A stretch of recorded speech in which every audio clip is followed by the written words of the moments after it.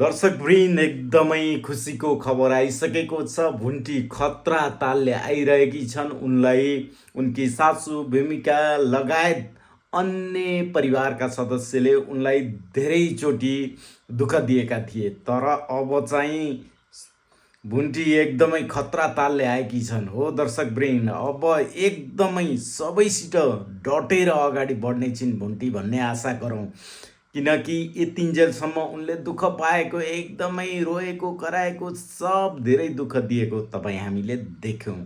तर आज भुन्टी फेरि एकदमै जुर्मुनाउँदै झुर्लुक्क देखिनु भएको छ।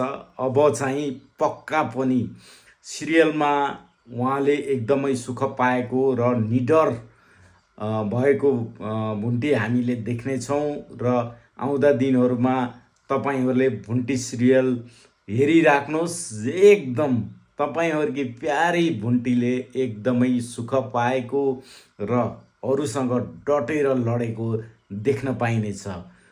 तपाईँहरूलाई भुन्टी सिरियल अहिले कस्तो लागिरहेको छ कृपया कमेन्ट गर्नुहोला है।